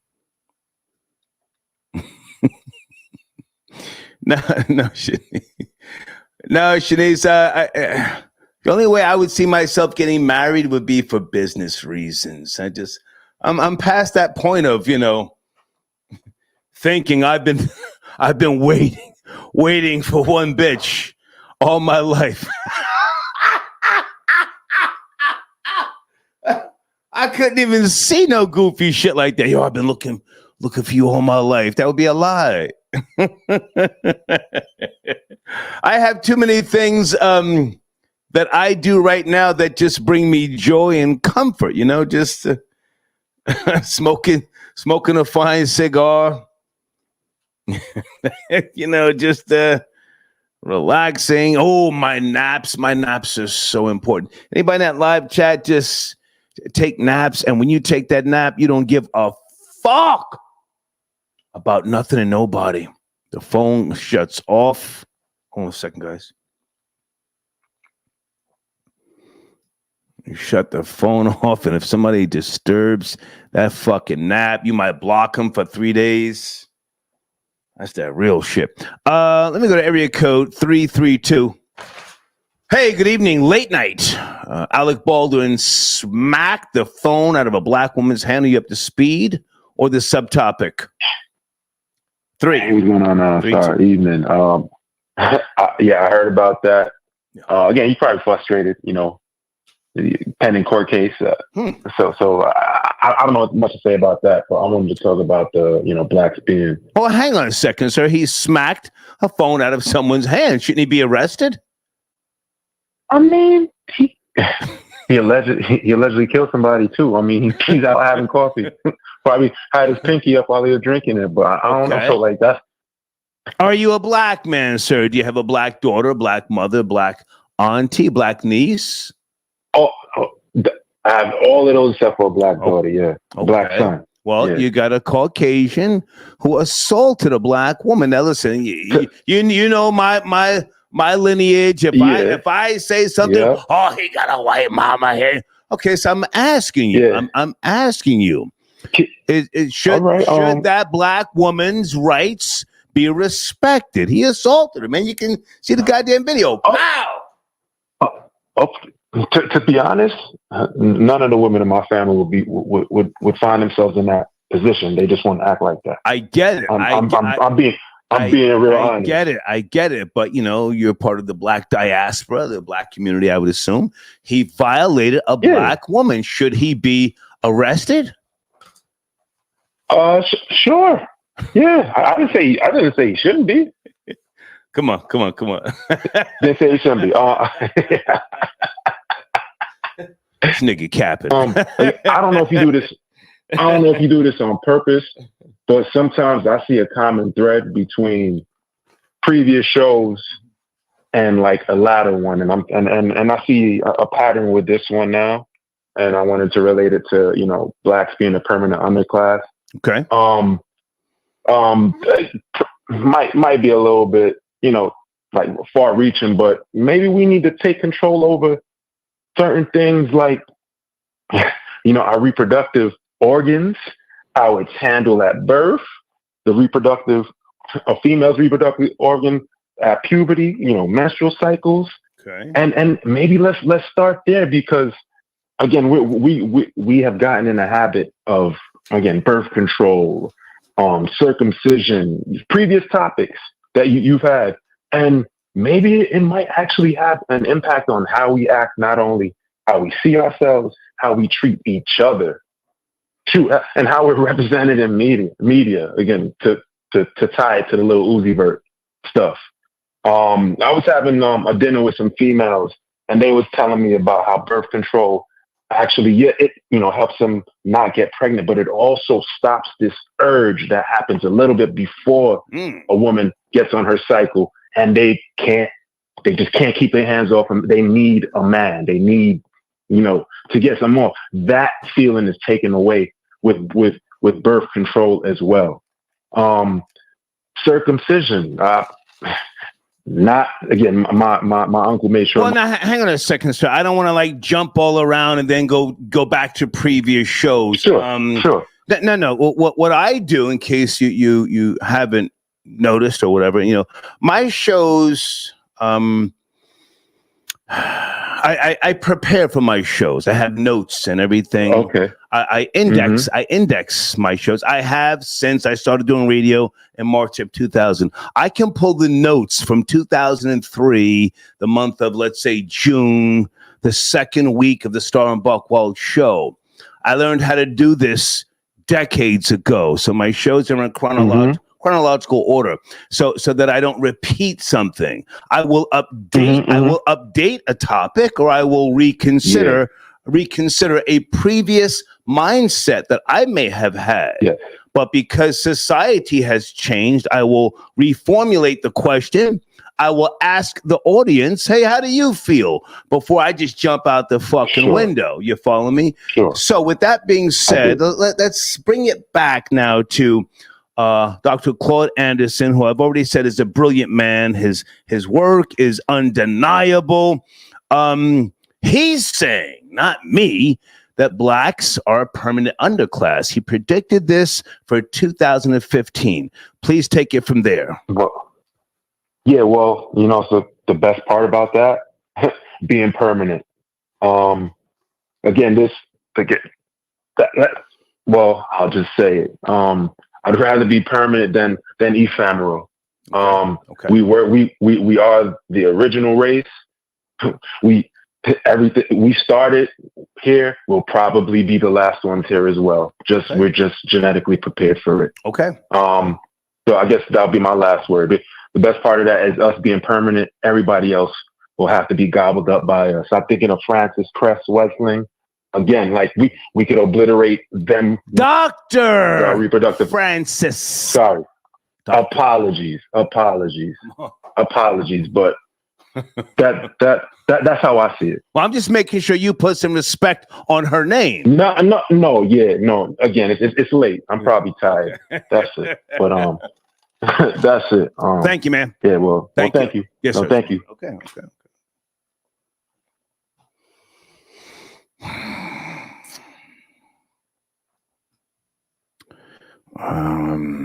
Africa, I got you donation.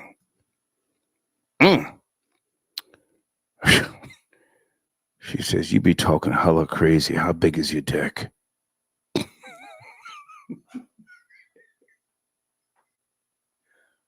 Every couple of years, I get that type of question or donation. Well, I'm not married. I live in Emerald Isle, North Carolina. If you're within a 50-mile radius, and you're not a nigga with a wig, maybe we can link up for a cup of coffee, and I'll show it to you.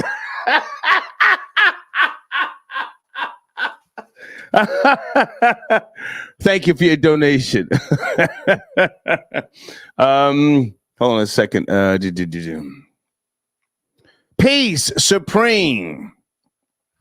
Star, you be dropping knowledge. Tell me about the Elaine massacre. Can you Google it, sir? Elaine Massacre. Elaine Massacre, 1919, if I remember correctly. Troll Babies, was it 1919? I'm pretty sure it was 1919. Google that, sir. It wasn't just the Black Wall Street where black folk had it going on. And also, guys, we've already had the discussion, I know, about Atlantic City prior to the casinos coming in. That was a thriving area for blacks in the 50s and the 60s.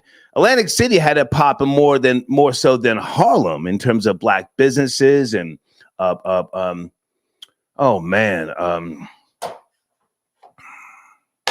it was just a place to be. Atlantic City, New Jersey. Pardon me if I didn't mention that.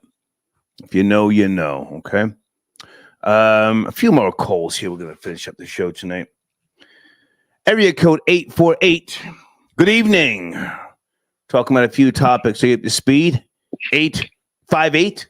858. What's up, Star? Yes, sir. How are you? I'm good. Yourself? I'm alive, sir. Niggas are dying every day, and I'm alive. I'm alive. That's what's up. Yeah. So, in regards to your topic, I was looking at some stats. Okay. And I think the economic standing of each race, whites are up top, Asians are above the whites, okay. Hispanics are above the blacks. But I don't think that black families are united opposed to the Hispanic families. Okay. A lot of single peoples and stuff like that. In terms of us rising up from being the underclass, I think that we need to separate ourselves from the American system and create our own system. Okay. Our own government. And from there, we can have certain policies and protocols that impact our lives, such as the Honorable Elijah Muhammad, some of those policies that he instructed. Okay.